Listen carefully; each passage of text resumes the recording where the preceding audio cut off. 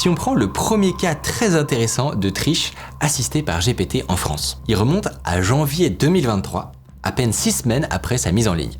Et c'est Stéphane Bonvolet qui en a fait les frais. Stéphane, il est spécialiste du handicap. Et dans le cadre d'un master, il donne à ses élèves un devoir maison. Sauf que, quand il corrige les copies, il remarque que la moitié d'entre elles sont étrangement ressemblantes. Même structure, même nombre de mots, et elles finissent toutes par une anecdote personnelle. Apparemment, tous les élèves ont un grand-parent handicapé.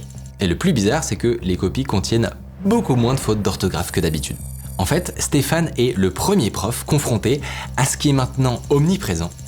Ce style étrange, à la fois génial et sans âme, ce texte que la moitié de la classe n'a pas vraiment écrit, ce qu'on pourrait appeler le vomi de ChatGPT. Ça peut faire sourire, mais depuis ce premier cas, la triche a pris une tournure incontrôlable. Notamment parce que les étudiants ont appris des techniques de sioux pour ne pas se faire repérer. Par exemple, demander à GPT de rajouter des fautes d'orthographe dans leur texte pour le rendre plus humain.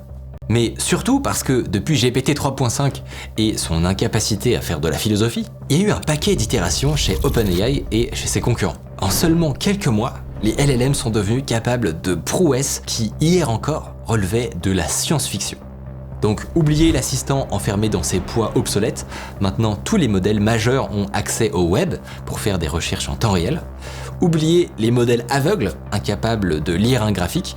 La norme, c'est le multimodal. Gemini peut traiter des images, de l'audio, déchiffrer votre écriture manuscrite en patte de mouche, et il peut même analyser tous les mouvements suspects dans des heures de vidéosurveillance. Mais surtout, oubliez le LLM amnésique qui perd le fil de la conversation au bout du 5e prompt.